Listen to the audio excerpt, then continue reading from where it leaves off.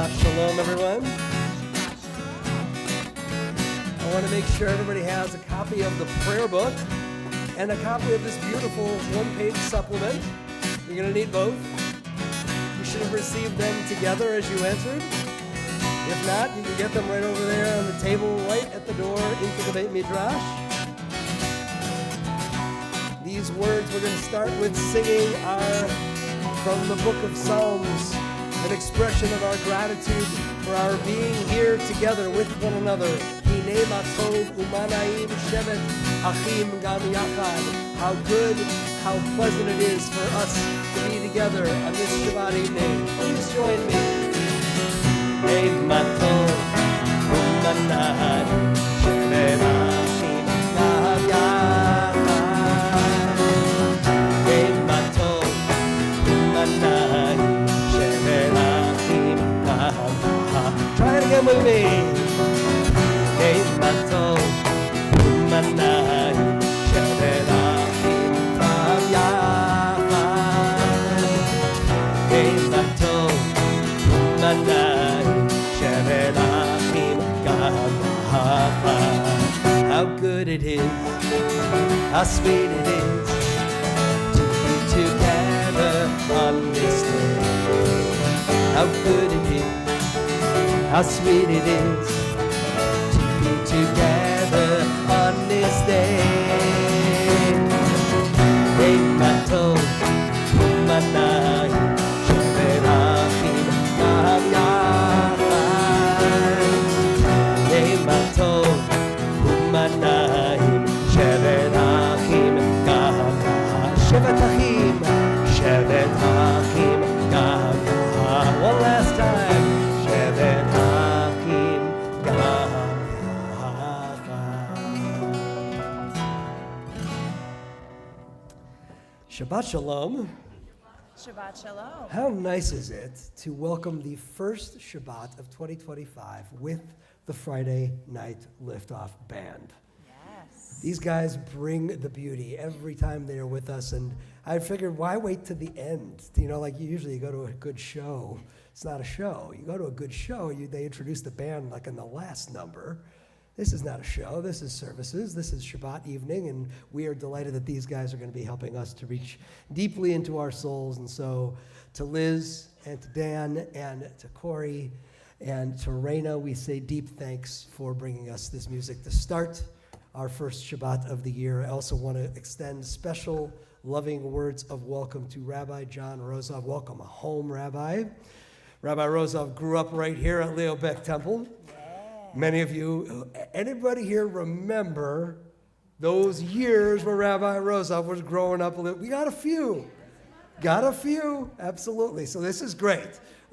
This is what I was hoping it was going to happen. And so we've got a few who have journeyed here with us at Leo Beck Temple all the way through, all the way back to Rabbi Rozov's early years here. Tonight we're going to get a chance because he's coming to talk to us about his memoir. We're going to have the opportunity to dive fully into that story, including the chapter that is situated right here. And so Rabbi Rozov, welcome home. It's great to have you. We are about to enter into Kabbalat Shabbat for the first time in this new year. And a lot of us think about the secular new year as a time of New Year's resolutions, right? Resolutions. How many of you, by show of hands, actually made New Year's resolutions on December 31st, or whenever thereabouts? So not everybody. Yeah. Now, show of hands, how many of you made the same New Year's resolutions that you'd made in previous years and just didn't manage to? Yeah. So I understand how that works as well. In order for us to acknowledge, the new year, it doesn't necessarily have to be the time that we say, let's turn the page, let's make a commitment to being different in some way. We, of course, do that as well on Rosh Hashanah and Yom Kippur in the religious context. We do here in the secular context with the New Year on the Gregorian calendar. Whatever the inspiration may be, we are attempting to build a new story. Every time we make a new set of commitments, it isn't easy to do. It's no joke that we make the commitment and sometimes fall short because it's hard to write a new story in our lives. the parts of ourselves that we wish most to put to the side, and really write into the story of our lives the people who we are most wishing to be.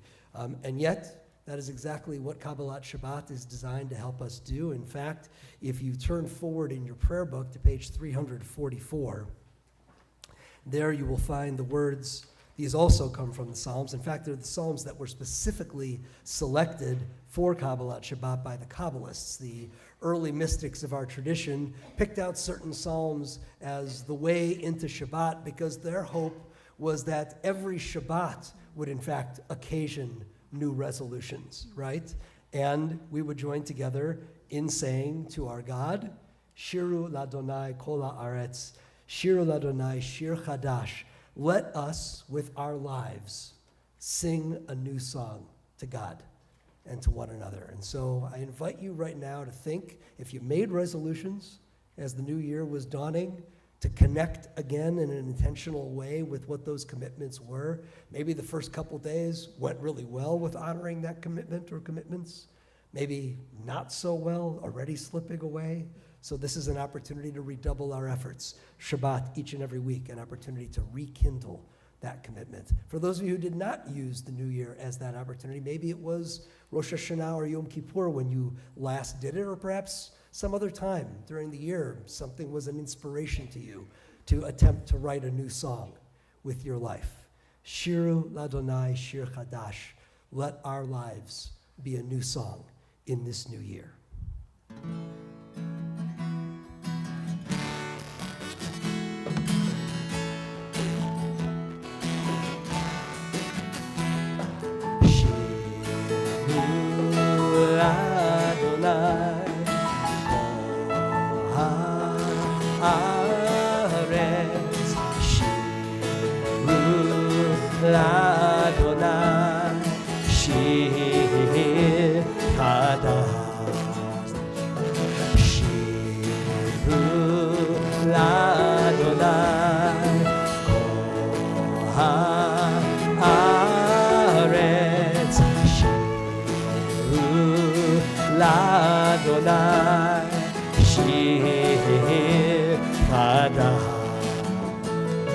Sing unto God all the earth a new song. I will sing unto God a new song. Sing unto God and we'll all sing along. All the earth a new song unto God. Shiru Ladonai Kol Haaretz, Shiru Ladonai Shir Chadash. Let's go to hear your voices. Sing it.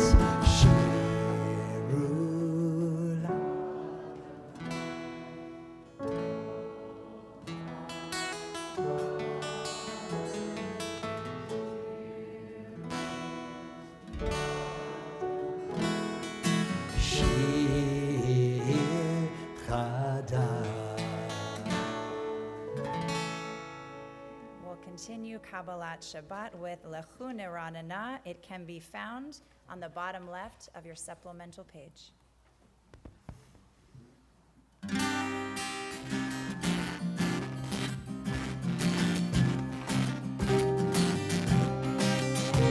Lechu Neranana, ya la la la la, la Adonai.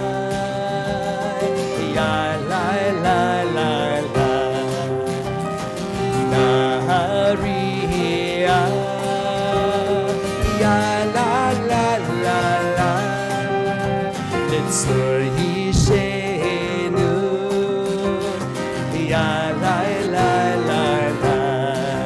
Let us sing unto God, the Maker of all, sure and strong.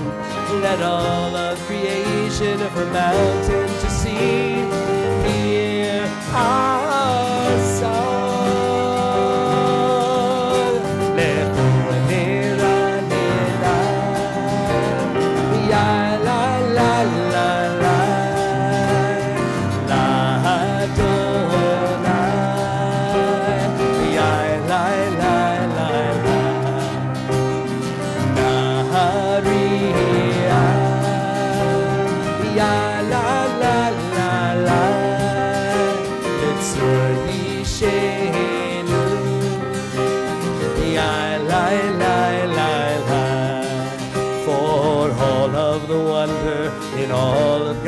light we rejoice.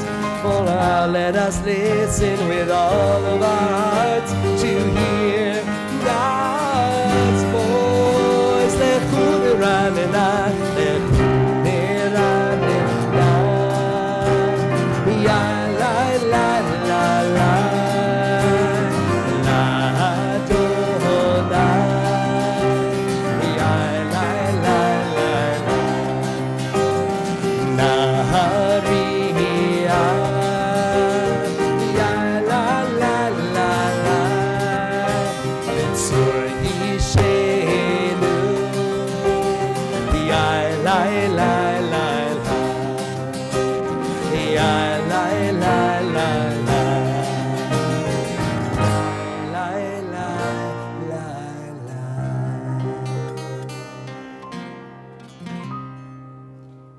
We'll move to page 20 and 21 for Lecha Dodi as we imagine the entrance of our Shabbat bride in love.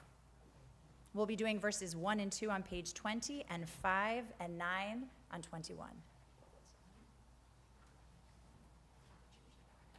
And while Rabbi Chasen changes the battery, I'll draw your attention. We're on the top of page 21. And as we enter this new year, these are actually some of my favorite words in our liturgy when it says, Hito Ruri, Kiva Orech Kumi Uri, Uri. And these words mean awake, awake, arise, arise. So this new year is coming whether we would like it to or not. But the question I believe our tradition is agitating us towards is, are you going to be awake to this new year? Are you going to arise to whatever it is that work that Rabbi Chasen talked about that you want to do both inside of you and the external work that maybe you're being called to do but have not chosen yet to do? This is the prayer. This is the moment that it's saying, enter, wake up to your life, because we can't control what happens around us, but we certainly can control how we address it. So let's join in these beautiful words, 20 and 21. Lecha dodi likrat kala, pnei Shabbat nekabela. Lecha dodi likrat kala, pnei Shabbat nekabela. Shamo v'zachor b'diborecha, yishme'anu el hameyuchad. Adonai echad u'shemo echad, l'shem u'tiferet v'litihila. Lecha dodi likrat kala, pnei Shabbat nekabela. Lecha dodi likrat kala, pnei Shabbat nekabela. Likrat Shabbat lechu v'nelcha, כי היא מקור הברכה, מראש מקדם משוכה, סוף מעשה במחשבה תחילה. לך דודי לקראת קלה, פני שבת נקבלה. לך דודי לקראת קלה, פני שבת נקבלה. Top of 21. התעוררי, התעוררי, כי באורך קומי אורי, אורי אורי שתדברי, כבוד אדוני עלייך נגלה. לך דודי לקראת קלה, פני שבת נקבלה. דודי לקראת קלה, פני שבת נקבלה. Rise and face the entrance, bottom of 21. בואי ושלום עטרת בעלה, גם בשמחה ובצהלה, תוך המוני העם סגולה. בואי חלה, בואי חלה. Lecha dodi likrat kala, Pnei Shabbat nikabela. Lecha dodi likrat kala, Pnei Shabbat nikabela. Lecha dodi likrat kala, Pnei Shabbat nikabela. Lecha dodi likrat kala, Pnei Shabbat nikabela.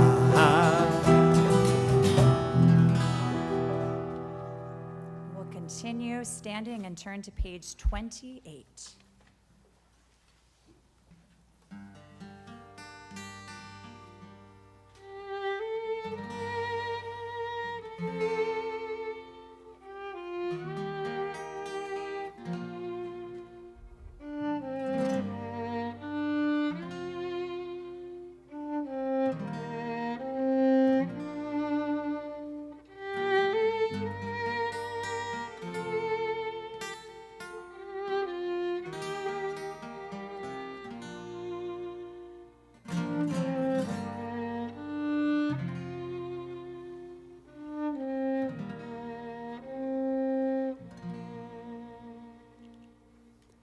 Ya la la la la, ya la la la la, ya la la la la, ya la la la la, ya la la la la, ya la la la la,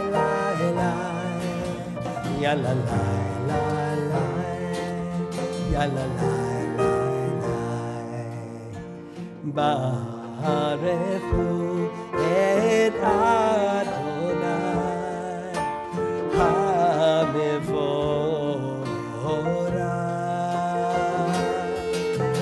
Baruch Adonai HaMevorach Le'olam va'ed. Le'olam va'ed. Ya la la la la, ya la la la la, ya la la la la, ya la la la la, ya la la la la, ya la la la la, ya la la la la, ya la la la la. We'll continue standing and read together on the bottom of 31.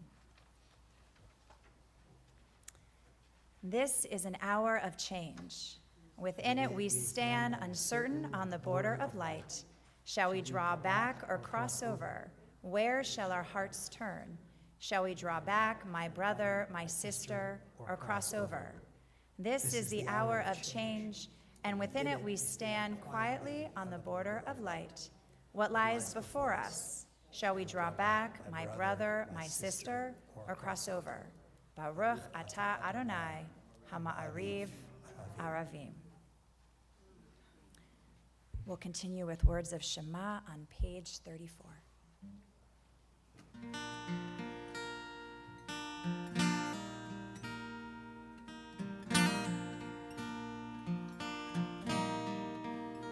I am here, I am now, asking when, asking how, only I, only thou, only one.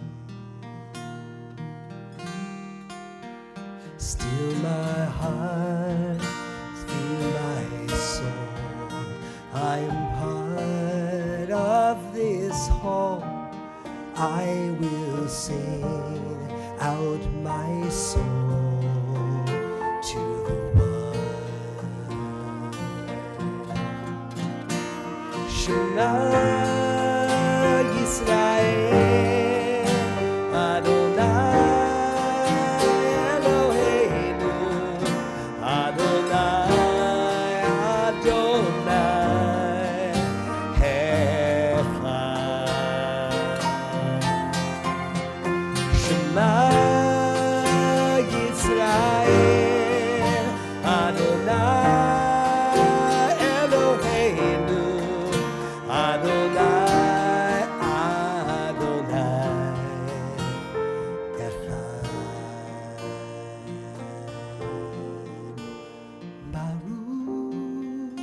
Shem Kivod, Shem Kivod, Malchuto, Leolam, Leolam, Va'ed. Shema Yisrael, Adonai Eloheinu, Adonai, Adonai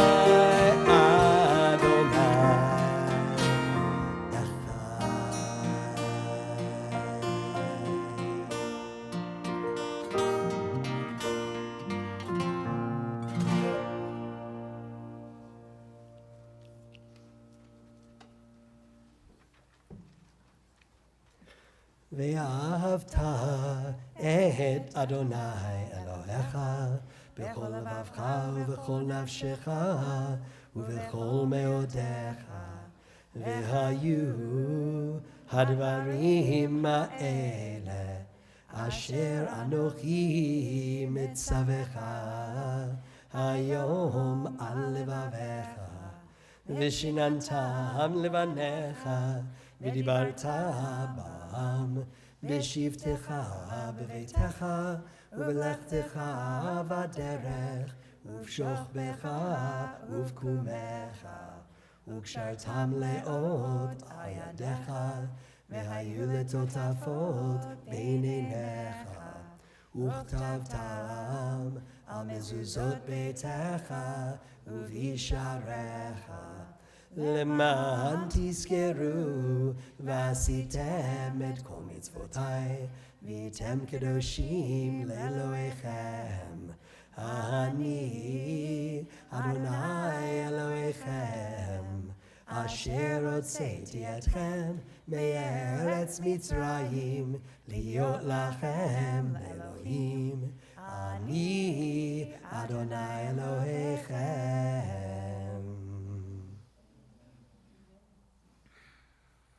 As we prepare in a moment to reenact our ancestors' first step into the unknown with our Micha Mocha prayer, I wanted to share with you this poem from Kate Bowler as she reflects on beginnings and endings.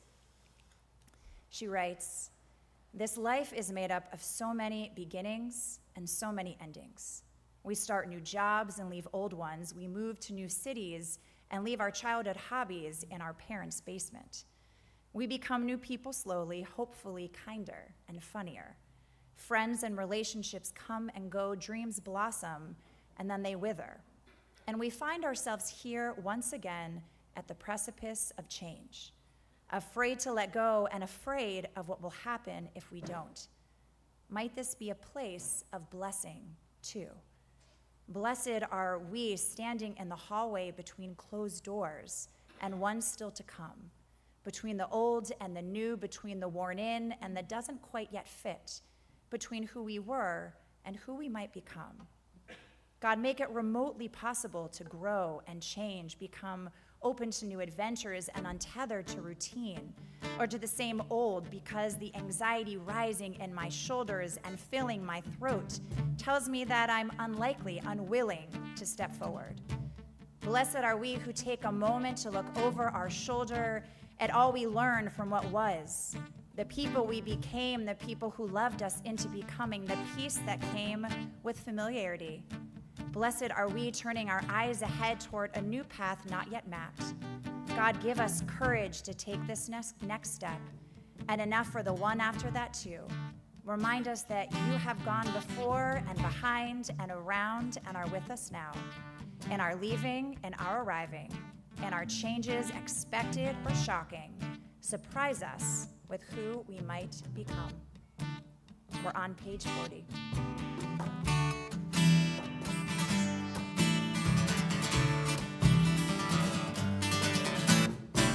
מי כמוך באלים אדוני, מי כמוך נדר בקודש, מי כמוך באלים אדוני, מי כמוך נדר בקודש. נורא תהילות אוסף פלא, נורא תהילות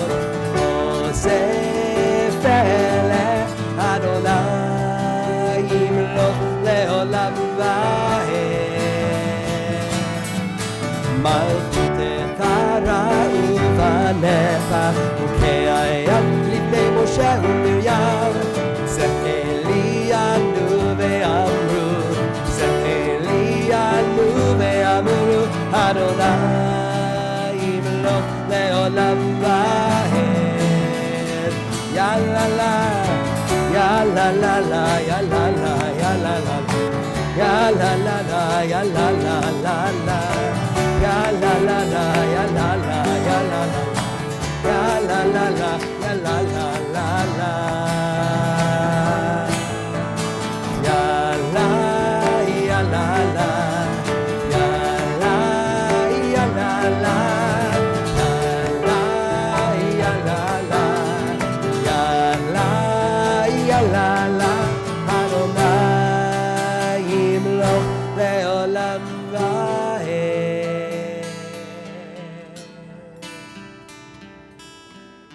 We turn to our prayer of comfort, Hashkivenu, bottom of your right-hand side on your handout, and we imagine this Sukkot Shalom, this shelter of peace holding us, bringing that feeling of safety, of comfort, and of peace. Hashkivenu Adonai Eloheinu l'shalom, l'shalom, v'ha'amidenu malkeinu l'chayim. Ufros aleinu sukat shlomecha, ufros aleinu sukat shlomecha. Amen.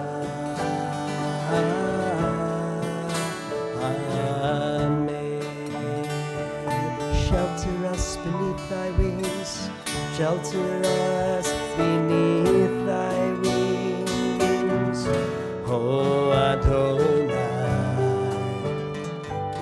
Guard us from all harmful things, oh Adonai. Keep us safe throughout the night, till we wake with morning's light. Teach us, God, wrong from right. Let's hear you sing it.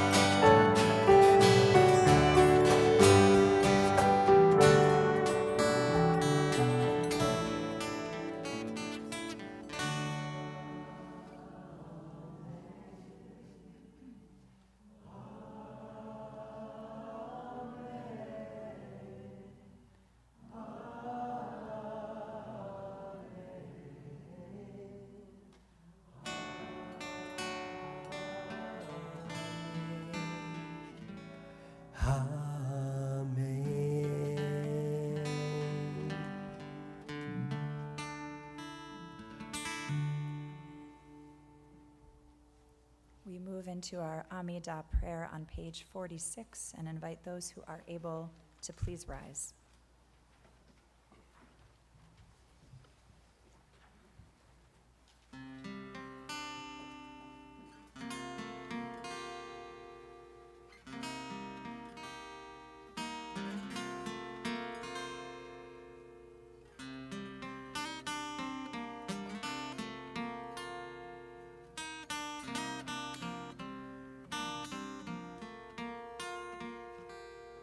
Adonai Svatai Tiftach, Adonai Svatai Tiftach, Ufi Yagid Tehilatecha, Ufi Yagid Tehilatecha. Adonai Svatai Tivta Adonai Svatai Tivta Ufi Yagid Tehilatecha Ufi Yagid Tehilatecha.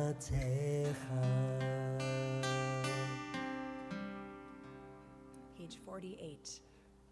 Baruch atah Adonai Eloheinu Elohei Avotenu v'Imotenu Elohei Avraham Elohei Yitzchak Elohei Yaakov Elohei Sarah Elohei Rivka Elohei Rachel Elohei Leah Ha'el Hagadol Hagibor v'Hanora El Elyon גומל חסדים טובים וקונה הכל וזוכר חסדי אבות ואימהות ומביא גאולה לבני בניהם למען שמו באהבה מלך עוזר ומושיע ומגן ברוך אתה אדוני מגן אברהם בעזרת שרה אתה גיבור לעולם אדוני, מחיי הכל אתה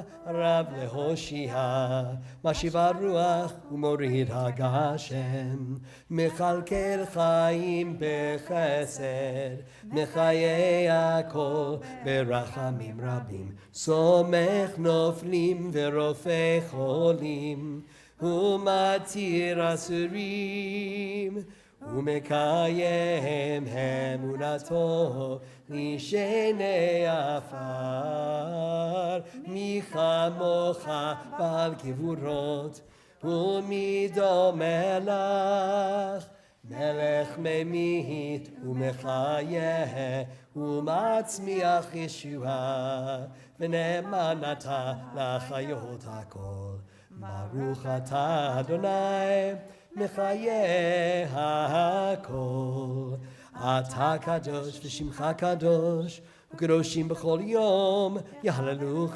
סלע ברוך אתה אדוני האל הקדוש. We'll continue with words of the prayer book through page 62. You can continue praying the words of the Amidah or take some quiet time for your own prayer and be seated whenever you are ready.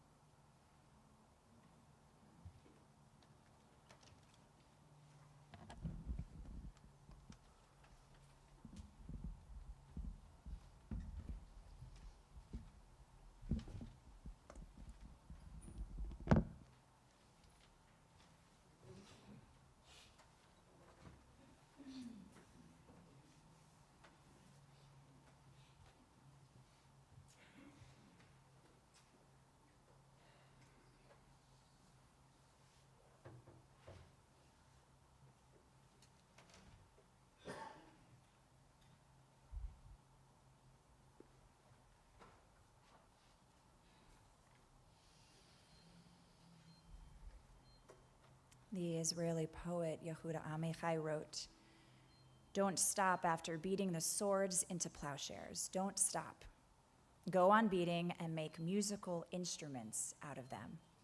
Whoever wants to make war again will have to turn them into plowshares first."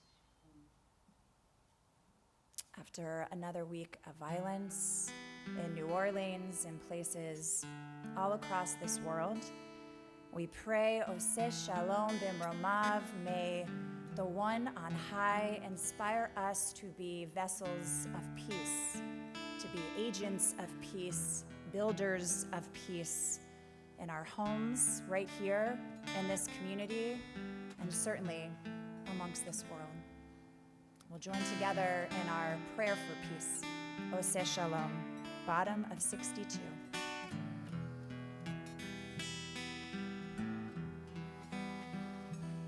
Oseh Shalom bimroman,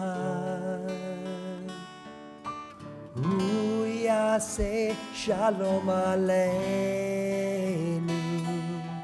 ve'al kol Yisrael, ve'al kol yoshvei tevel, ve'imru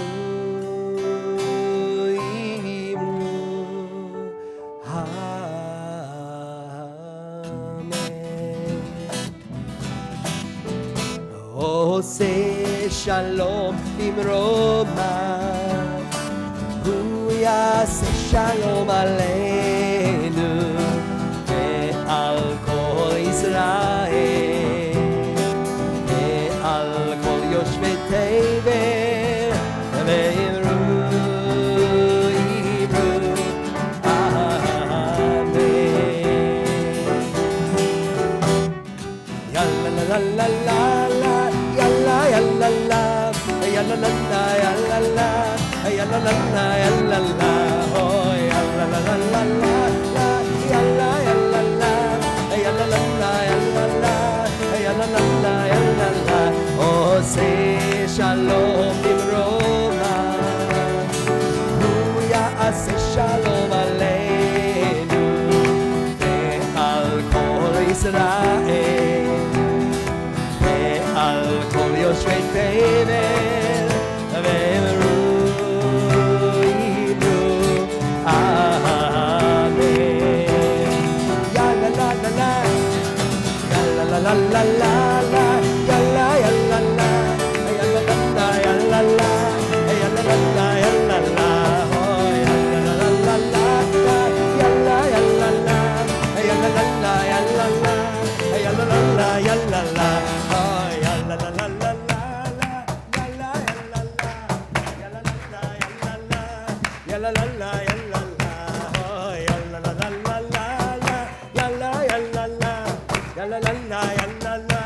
ya la la la, ya la la. Ve'imru amen.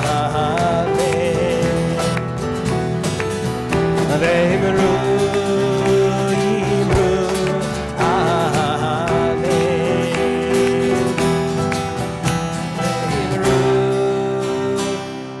Ve'imru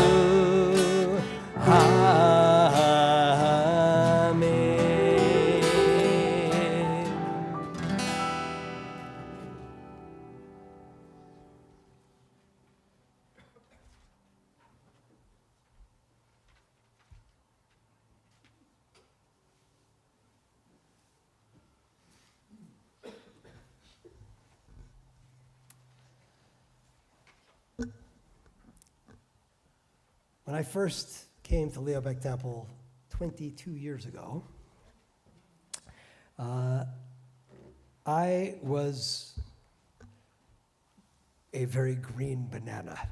I had never been the senior rabbi of a synagogue before. I had only been a rabbi for about 5 years, and I was stepping into some size 16 triple E shoes. In fact, about 3 sets of them, between Rabbi Bierman, still a great presence in our congregation back then, Rabbi Reagan's, Alav HaShalom, still a great presence in our congregation back then, and Cantor William Sharlin, Alav HaShalom, all of these giants of our movement and of our synagogue. And I remember thinking to myself, I need someone who knows Leobeck Temple and knows me.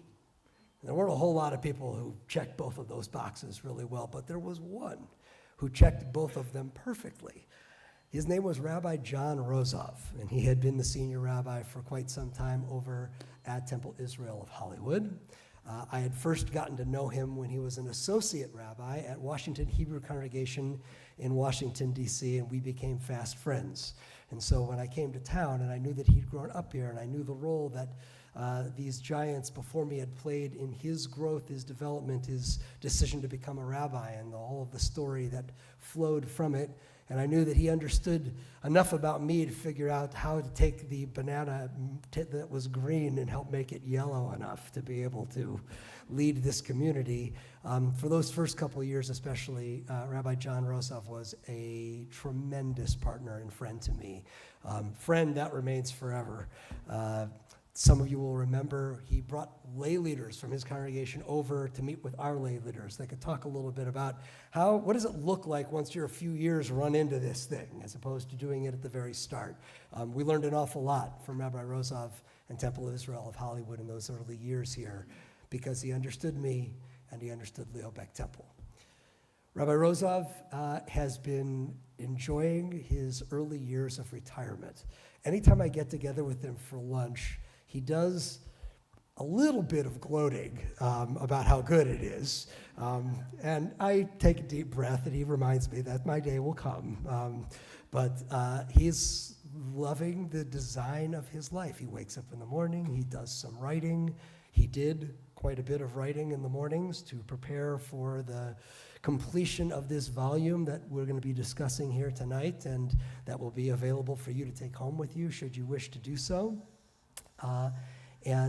All throughout this time, both in his years over at TIOH and now even in these first years where he's building what that story looks like for us rabbis once we don't have a synagogue wrapped around us, always a mentor and friend. And so when he approached me and said, it'd be really fun to talk about the book here, go back to Leo Beck Temple, which figures in the book, as you're about to hear in a couple of moments, there was only one very obvious answer, and that was, let's find a date. And so tonight is that date.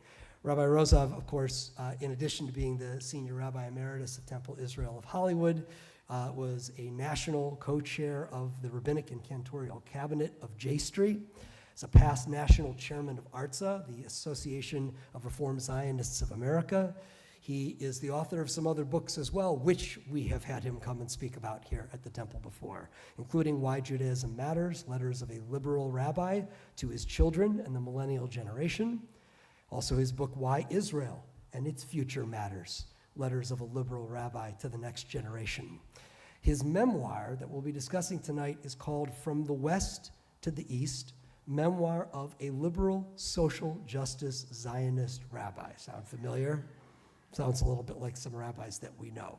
He is also an editor of the book Deepening the Dialogue, Jewish Americans and Israelis Envisioning the Jewish Democratic State.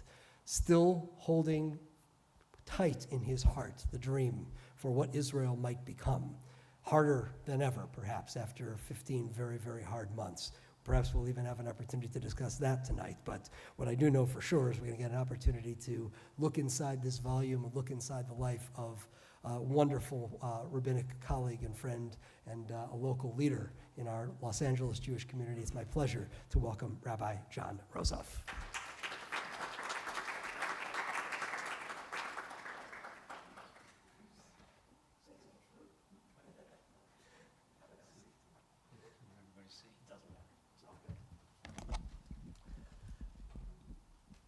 So, you good? All right. So the memoir. I want to start in the obvious place, since your memoir highlights three especially important rabbinic mentors in your life, and with this conversation taking place here at Leo Beck Temple, your childhood congregation, which was led for many decades by one of those three rabbis. Perhaps we should begin by hearing a little bit about those three mentors and how they figure in the book. Great. Well, first of all, Kenny, it's great being here with you and with all of you. Some of you I've known most of my life, and it's great to be home. And Leo Beck Temple really is home for me in many respects.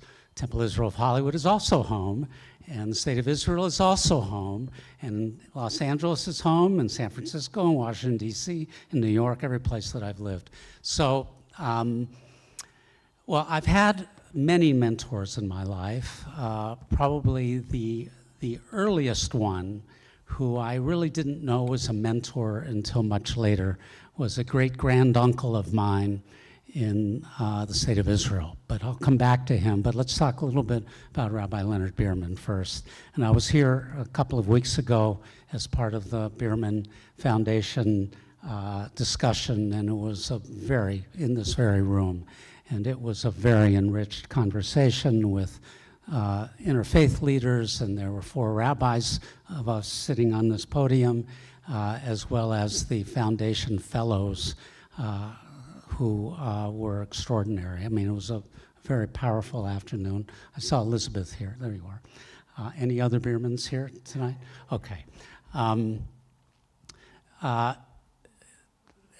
I said then, and I want to repeat it, that growing up, my mother joined us to this congregation in 1961. It was 2 years after my father died, and she recognized that we needed a synagogue, and she loved Leonard Bierman. And we came here, and I remember him as a pre-bar mitzvah age kid, and through confirmation and in post-confirmation with him and Richard Levy, who was another size 16 shoe. I remember him, the tonality of his voice and the power of his conscience and his speech, which always came through in everything he said. And one word that I remember him saying frequently was dignity. And if you remember his voice and hearing him say the word, there was no one like him in the American rabbinate. There really wasn't. I would learn that many years later as I got to know lots of rabbis. He and I were not close when I was young, but I've been writing a blog for about 15 years now, and somehow he got on my list, and every so often would write to me an email saying, "John, I'm proud of you," for a particular blog that I might do. And I took the occasion when he was about 88 or 87 to say, you know what, I need to be engaged with this man more than I ever have. And I called him and I said, would you like to have lunch? And he said, I'd love to. So every so often, semi-frequently, we got together at the Beverly Hills Tennis Club, where he played tennis until he was... He was the mayor. Yeah, and he played tennis until he was 92 as well. And we would talk. He would tell stories, and I loved him. The last time we had lunch together was in August of 2014, after the close of the Hamas-Israel war of that summer. And both of us were planning to speak on it over the holidays, differently, but we were both disturbed. He more than me, but I was disturbed as well. And he began reciting. He asked me if I had read the Brothers Karamazov. And I said, no, I hadn't read it. And he started to recite a passage from memory of a dialogue between Alyosha, who was the Christian clergyman, and Ivan, who was a cynic. And Ivan was speaking. I didn't bring the text. I did recite it a couple of weeks ago, in which he said that I cannot tolerate the suffering of even one child, and I would reject the harmony of the universe. He was addressing his brother, the Christian cleric. And he went on like that for a while, and when he finished, I said, Leonard, are you quoting that directly? He said, well, I think so. And I said, well, where in the book is it? He said, I don't remember.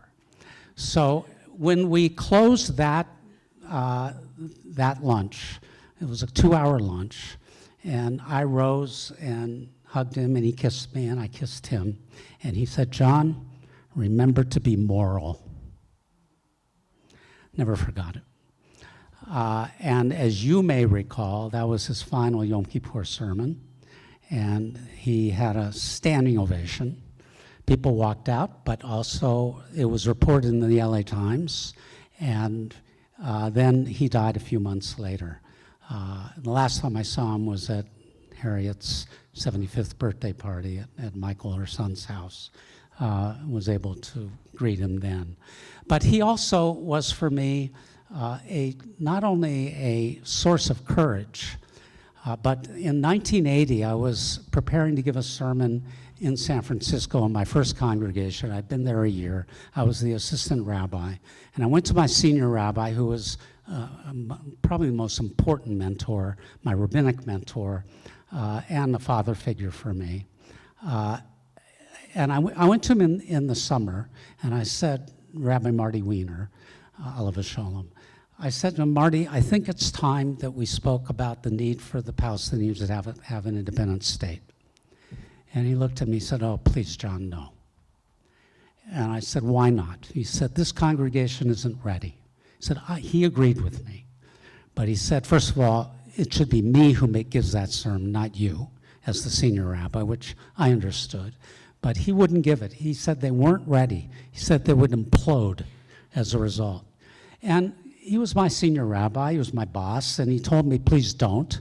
So I said, okay, I won't. But I was upset. And I called Leonard. And I told him the situation, and he laughed. He said, look, no matter what you do, you're going to feel bad. If you give the sermon you really want to give, you'll probably lose your job. And if you don't give the sermon you want to give, you're going to feel bad. I said, but Leonard, you always did that. You always spoke the truth, no matter what. He said, well, look, I'm at the end of my congregational career. He was in his early 60s at the time. He said, you're at the beginning of yours, and your time will come. Be patient and be wise. And I learned several things from that, both from Marty and from Leonard, that you really had to understand who your congregation was, what they're ready for, and then to be very careful about how you prepare them for whatever message you want to give, and to lead them, but don't be too far out in front, because if you are, you will not have a congregation. You will lose those who you want to follow you, and sometimes you'll be following them. And I learned that from them, but I also learned from Leonard the importance of courage in the rabbinate. I remember in one of our lunches, he was telling me the story that he was up for becoming the president of the Reform Central Conference of American Rabbis, over 2,000 rabbis worldwide. He was in his senior years and one of the most important rabbinic figures in America, in North America. And there were a few rabbis who thought he was too far left, particularly on the issue of Israel. And they denied him the position. And I asked him, so how did you feel when that happened? He said, I was humiliated. I was deeply hurt. And here was this giant of moral conscience who, to this young rabbi, me, relative to him, he opened his heart. And I felt incredibly fortunate to be with him. He told me many other stories as well. Every time I saw him, he said to me, John, you make me feel young again. And I said to him, Leonard, you make me want to be worthy to be a rabbi. And anybody who knew him in the rabbinate understood that, even if they didn't like what he said. So Marty Wiener was my other mentor, rabbi. And my first was my great-granduncle, who made Aliyah at the age of 8 years old with his family to Petah Tikva, actually to Jerusalem, in 1878. I met him at your in-laws' house, at Faze and Max Bay's house, in 1956 when I was 6 years old. And I remember him so clearly. He was a very large man, and he sat in their family room with the whole family visiting to meet him. He spoke Yiddish and Russian, and his niece, his two nieces, my grandmother and her sister, translated. And on the way there, my mother told my brother and me, who was a year older, said, you're about to meet a very great Israeli. Avram Shapiro was the first shomer, the indigenous shomer of Petah Tikva. He spoke Arabic better than Hebrew, and was very close to Chaim Weizmann, and was the guard and the shomer, the guide, for every significant Jew and non-Jew to come to Palestine from about 1890 to 1948, including Theodore Herzl, Lord Herbert Samuels, the first commissioner, the mandate, British commissioner for mandatory Palestine, and many others. And I knew his niece and nephew well during my first year of rabbinical school. They still lived in the middle of Petah Tikva, spent many weekends with them and with their children. And what I learned about him was in the way Chaim Weizmann, who was the first president of the State of Israel, described him in his autobiography as the embodiment of the readaptive capacity of the Jewish people to reinvent themselves anew. When I was living there, actually when Faye and Max died, they left me 2 biographies of Avram Shapira.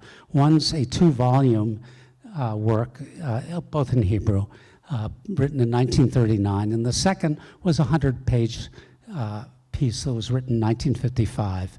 And I decided that my Hebrew at the time wasn't good enough, but when I retired, it was. So I translated it and learned more about this great-granduncle. He was an extraordinary figure and is remembered to this day throughout, but his pragmatism, his capacity to understand the Arab peoples, to work with them, to mediate with them. He was known as Sheikh Ibrahim Milcha.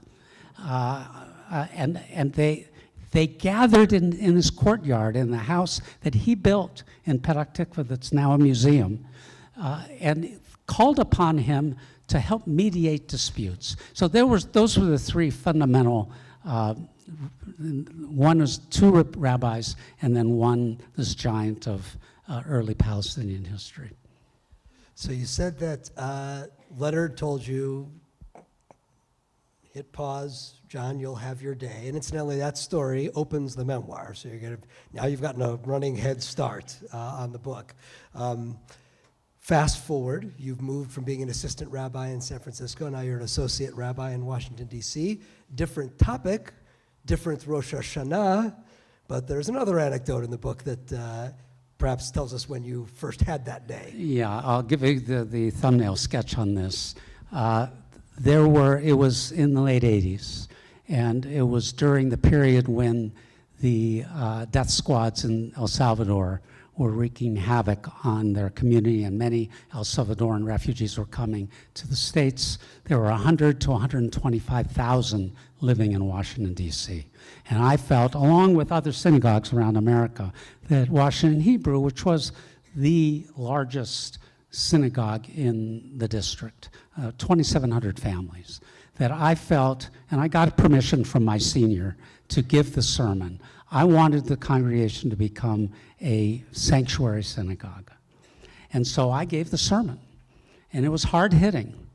And on Yom Kippur afternoon, that was Rosh Hashanah morning, and there was a board meeting coming up, and I was going to present it, and they eventually unanimously supported doing that, which meant we would give support, legal and financial and every other way, to Salvadoran refugees in Washington, D.C. On Yom Kippur afternoon, Max Kampelman, do any of you remember that name? Max Kampelman was the chief Geneva nuclear arms negotiator in the Reagan administration. He was a member of Washington Hebrew. He had been invited to speak on the afternoon of Yom Kippur to the whole congregation. I was sitting on the bima, and Kenny, you'll know the feeling. On the afternoon of Yom Kippur, you're exhausted. But I learned how to sleep with my eyes open. And I was. And he gave a speech tearing me apart for what I said. Better that you were sleeping. Yes. And at the break before Yizkor, I was walking around greeting people, and people were asking me, so Rabbi, how do you feel about what he said? I said, very interesting. Only later did I learn what he had done. But after Yom Kippur, I got a call from a gentleman in the congregation who wanted to see the sermon.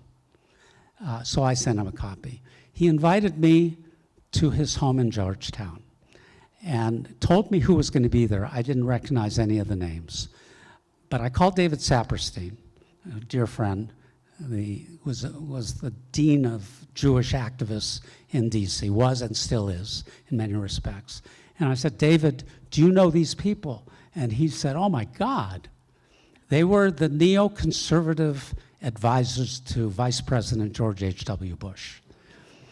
And they invited me to breakfast in his home in Georgetown. And I walked in this classic, beautiful Georgetown house. And there, all these men were sitting around this oval mahogany table.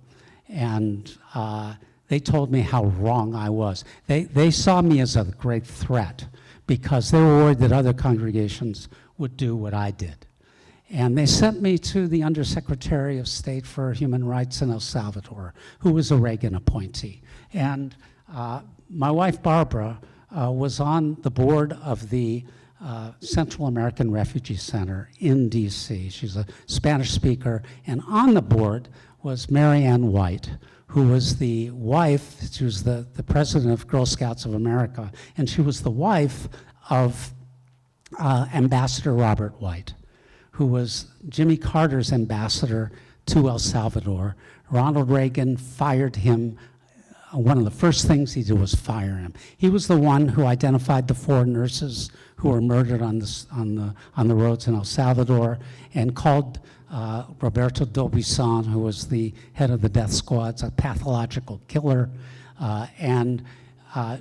Barbara told Marianne about my sermon, about this meeting and so forth. And she said, give me the sermon and I'll give it to Bob. So they invited the 2 of us to lunch at a Georgetown club of some kind. And I sat down and the ambassador said to me, Rabbi, everything you said in this sermon is 100% correct. Don't let anybody intimidate you otherwise. So after that meeting, I called the gentleman who called me, and I told him that I had met with Ambassador White, and he said that everything I said was absolutely true. And he, of course, he resigned from the congregation, and which reminds me something that Leonard told me once, that unless at least one family resigned after a sermon he gave at the High Holy Days, he felt that he has failed. So I felt very good about that because I remember him telling me that story. But the full story there is in the book too, about the refugees. You know, incredibly, he still felt that way during the 12 years that I was running the temple and he was giving sermons. It was an interesting thing. So, you know, sometimes these moments where we are having to speak about really delicate, complicated issues, they're oftentimes connected to matters of social justice, but not always. I'm now rolling the clock forward to your years at TIOH, in fact, deep into your years at TIOH, where after most of your career, having made the commitment as a rabbi only to officiate at wedding services between Jews and other Jews, as Rabbi Bierman had done at the beginning of his career, as Rabbi Reagan's had done at the beginning of his career, as yours truly had done in his career, and all of them, myself included, although somewhat later than you, all of them ultimately made a shift in their policy. That was another one of these kinds of moments, and it happened here at Temple Israel of Hollywood, deep into your career. What can you tell us? I know it's also recorded in the memoir, but I'd love for you to share a little bit about that experience, because a lot of heavy hearts for yours and your members as you approach that moment of change. Well, it all began in the late 90s when Barbara and I went to a wedding in Napa for the daughter of dear friends who was marrying a Japanese man. And Marty Weiner, their rabbi, and me, we were both asked, and we both explained why we couldn't do the wedding. And we were both sitting there, and on our way back to the airport, coming home, Barbara said to me, how could you not, what if one of our boys marries a non-Jewish woman? Are you not going to officiate at the wedding? He said, well, they know how I feel. And said, but what if they marry someone? And I said, look, they'll understand. Anyway, that was the late 90s, and In 2012, and there's a lot of stuff in between, I finally decided that I had been hearing many voices in my head. The voice of tradition, the voice of my mentors, the voice of leaders in the Reform movement, the voice of my Israeli colleagues, that thou shalt not officiate at a wedding where both parties are not Jewish. And I remember reading Michael J. Fox's 2 books, autobiographies. The first one before he was diagnosed with Parkinson's, and the second one when he was. And he and his wife, Terry Polin, Jewish, were members of Central Synagogue in New York City.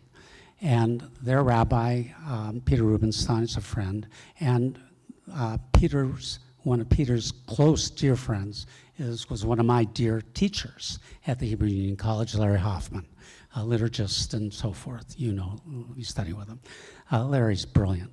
And Larry was a guest lecturer at my synagogue here, and he, as we were driving from the hotel to the synagogue, he was going to give his first address. He said, "John, tell me quickly what's the demographics of your synagogue." So I told him. He said, "How many intermarried people are there?" I said, "About 30% of the congregation." He said, "Do you officiate intermarriage?" I said, "No, I haven't." He said, "Why not?" "I do." And I said to him, "You do? Why do you?" He said, "Because I know the halakha." I was going on sabbatical, the Jewish law.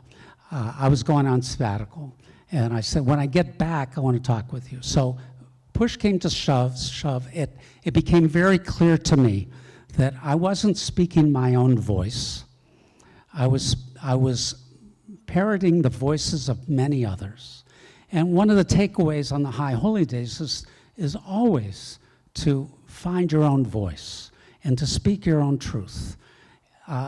Informed by everybody else you've ever known, informed by everything you've ever learned and read, but you have to speak your own voice. And I decided the time had come to change my policy. And I wanted to present this on Rosh Hashanah morning. And so I invited all of the interfaith families to make sure they were there, because I wanted to offer a blessing of gratitude to the non-Jewish partners, thanking them for being a part of the community and agreeing to raise their kids as Jews. That was a way to get them there. So I started speaking. I did that, and then I started speaking the sermon, and nobody knew where I was going. About two-thirds of the way through, I finally, and a lot of the sermon is reprinted in the memoir. I said, I've come to the point in my life and the life of the synagogue that it's time for me to change my policy of 32 years as a congregational rabbi and to officiate at marriages of 2 people, one of whom may not be Jewish. And before I finished the sentence, the place exploded. Standing ovation. Were you there? It went on, right?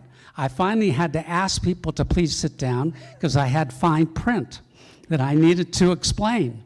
And what happened over the next few weeks in the nursery school, where there were many intermarrieds, and in the parking lot, and in the hallways, people were crying. And one man came up to me, someone who I was very dear to, is an African-American man, who's an actor, his voice is like the voice of God. He came up to me immediately after the sermon. He said, "John, I've always felt welcome here, but now I feel it's my home." And I still get chills when I think of it.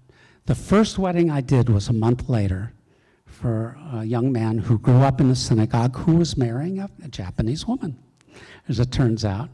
And I think I was more excited walking away from the chuppah than they were.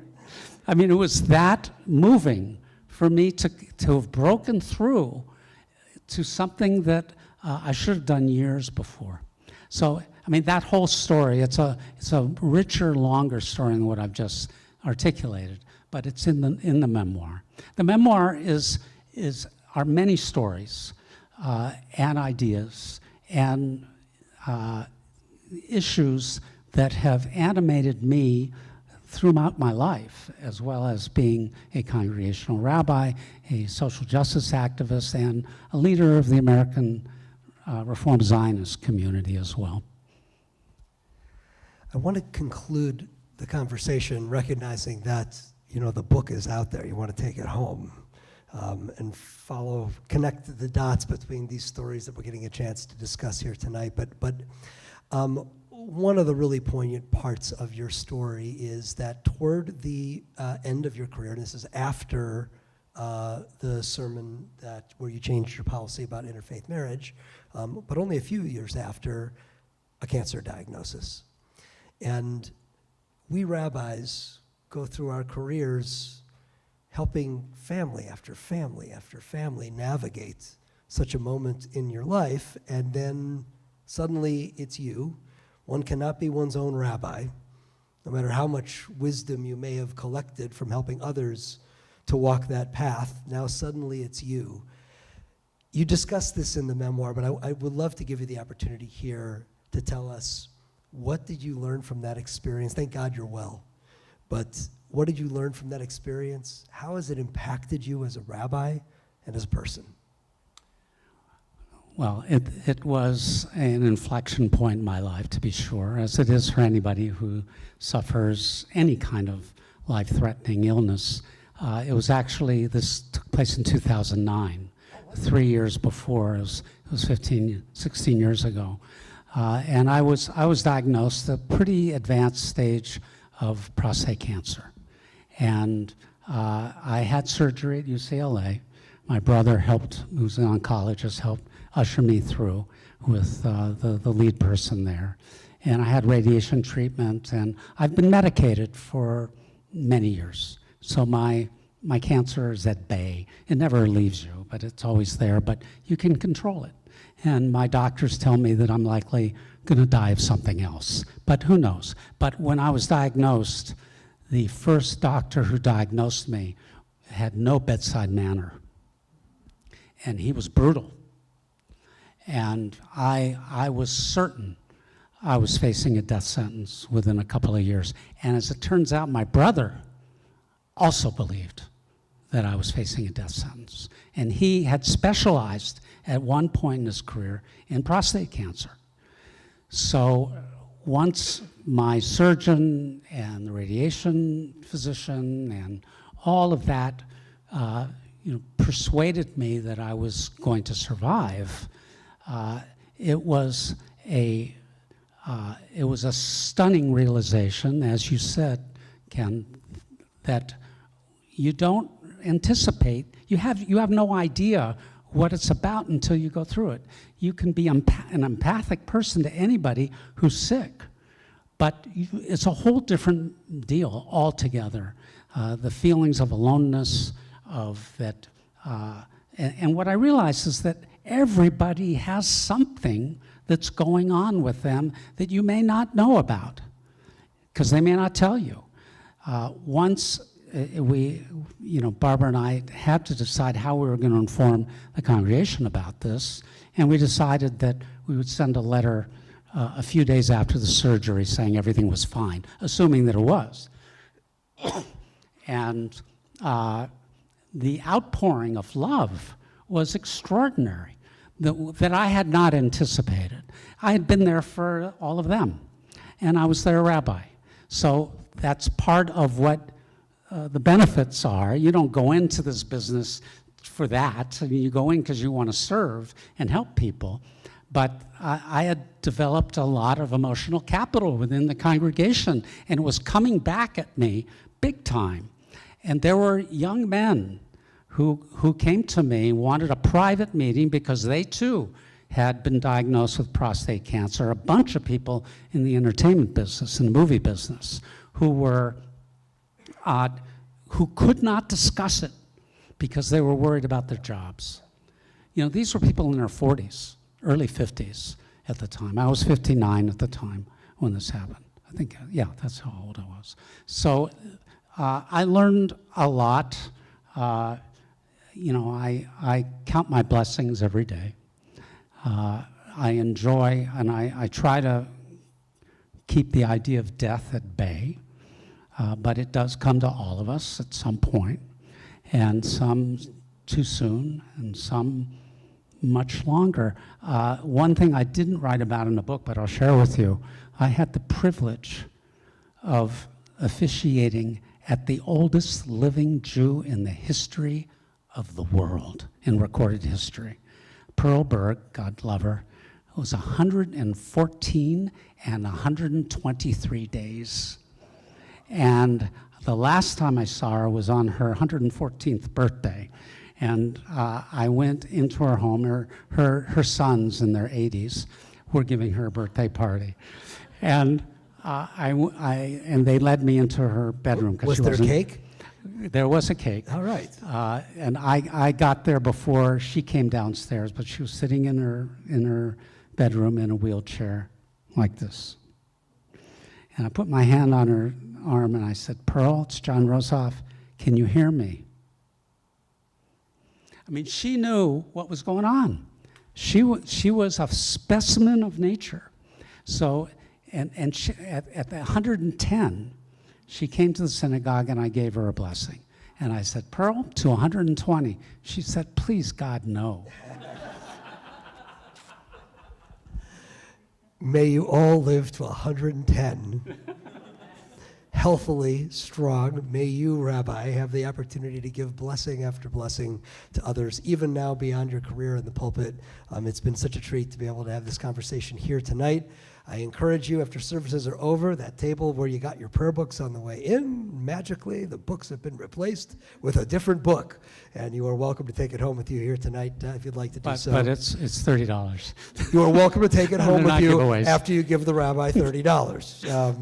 But thank you so much for being with us Kenny. here tonight. Thank you all. You bet.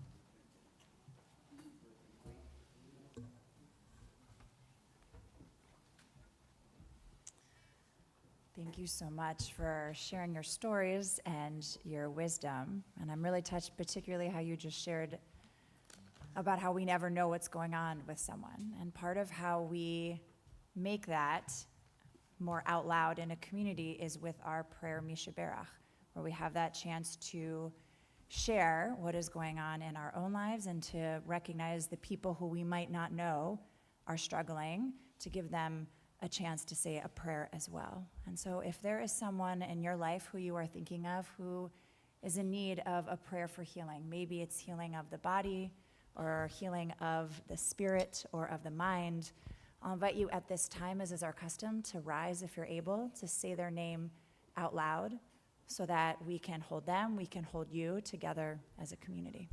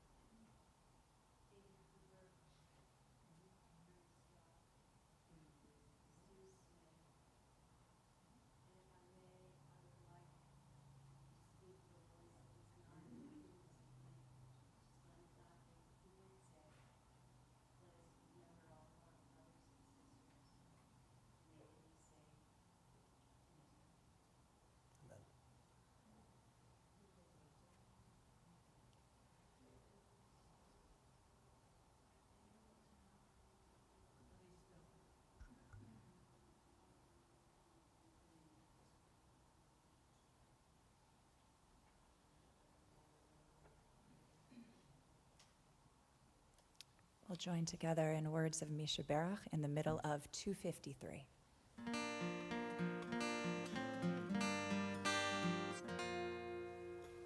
Mishaberach avotenu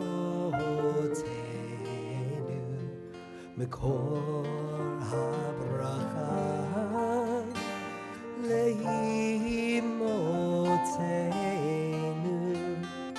May the source of strength, who blessed the ones before us, help us find the courage to make our lives a blessing, and let us say Amen.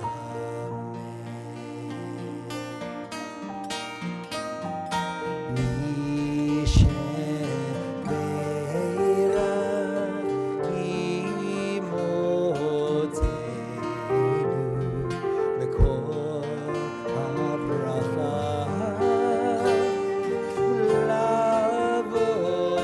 lavotenu.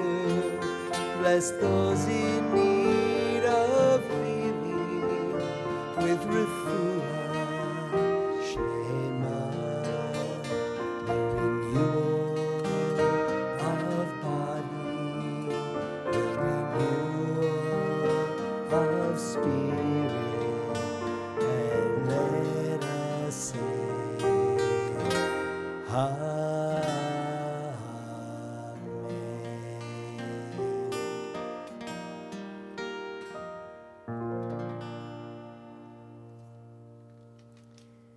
We rise on page 282 for Aleinu.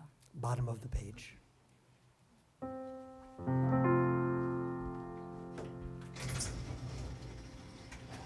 עלינו לשבח לאדון הכל, לתת גדולה ליוצא בראשית, שלא עשנו כגויי הארצות, ולא שמנו כמשפחות האדמה, שלא שם חלקנו כהם, וגורלנו ככל המונם, ואנחנו קוראים ומשתחווים ומודים לפני מלך מלכי המלכים הקדוש ברוך הוא. Page 287. ונאמר והיה אדוני למלך על כל הארץ ביום ההוא, ביום ההוא יהיה אדוני אחד, ושמו אחד, ושמו אחד, ושמו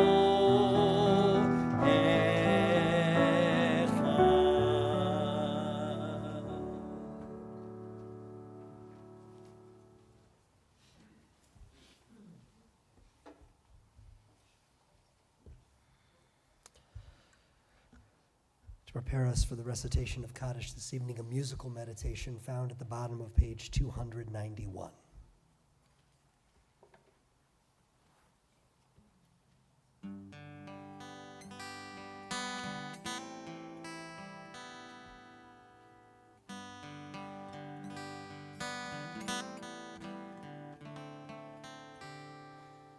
There are stars up above, so far away we only see their light. Long, long after the star itself is gone.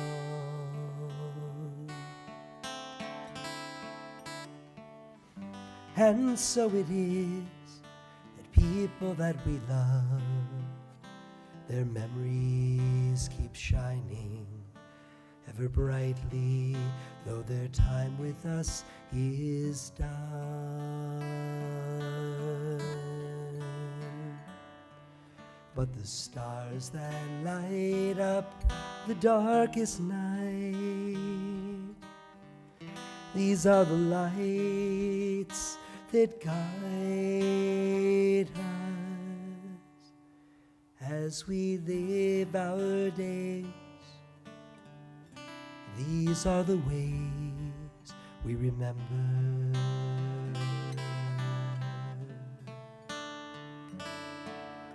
as we live our days. These are the ways we remember. We remember.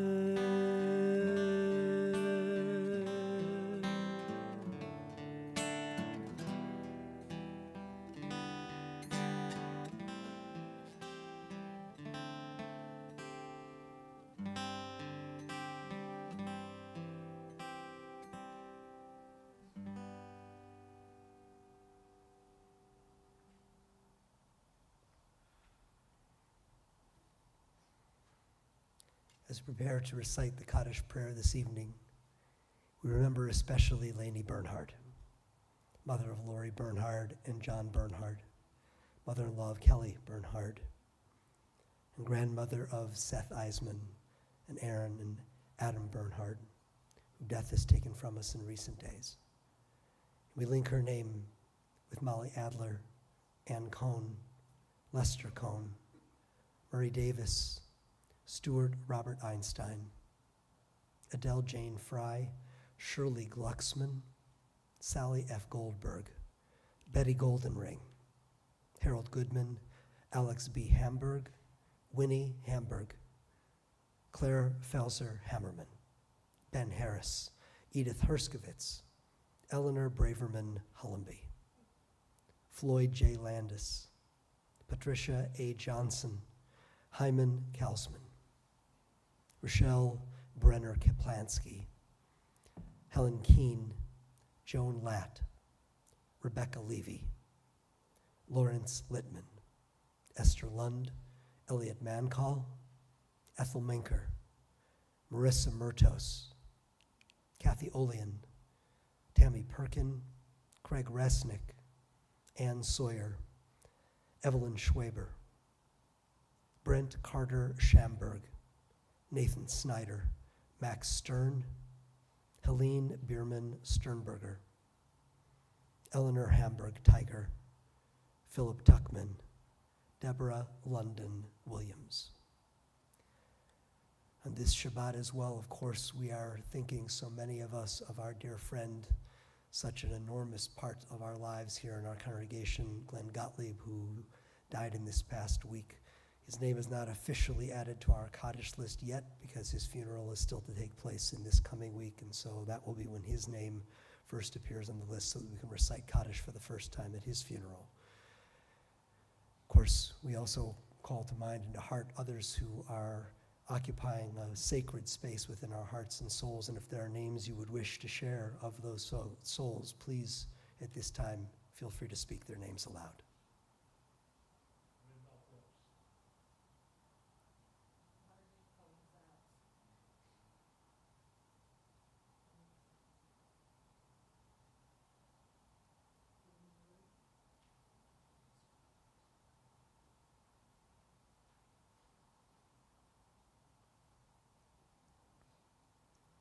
We think as well of all those who we name in our hearts, the innocent victims of violence here in this country, in Israel, in Gaza, in so many troubled corners of this world. Holding them all close at heart, we say, Zecher Tzadik Livracha, the memory of the righteous is an everlasting blessing. As together we give thanks for the blessing of life with the words of Mourner's Kaddish, found on page 294. As you're able, please rise. Yitgadal v'yitgadash shemei Rabbah, ve'alma divrach chilutei v'yamlich malchutei, b'chai echon v'yom echon, u'chayei dechol beit Yisrael, ba'agala v'izman kariv v'imru amen. Yehei shemei Rabbah mevarach le'alam u'lamei amaya, yitbarach v'yishtabach v'yitba'ar v'yitramam v'yitnaseh, v'yitadar v'yitaleh v'yitalal, shemei dekudsha b'richu, Le'ela min kol birchata v'shirata, tushbechata v'nechemata, da'amiran be'alma v'imru, amen. Yehi shlama rabba min shemaya, v'chayim aleinu ve'al kol Yisrael v'imru, amen. Oseh shalom b'imromav, u'ya'aseh shalom, aleinu ve'al kol Yisrael v'al kol yoshvei tevel v'imru, amen. May the giver of peace send peace to all who mourn and comfort to all who are bereaved among us, and let us together say, Amen.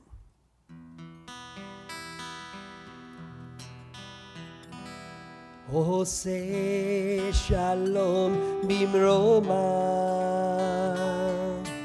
hu yaseh shalom aleinu, ve'al kol Yisrael, ve'al kol yoshvei teveh, ve'imru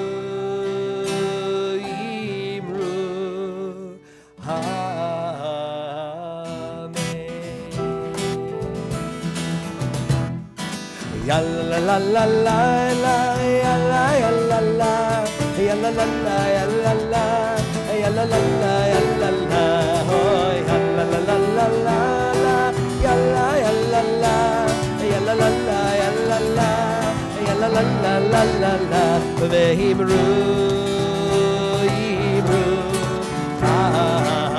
amen vehimru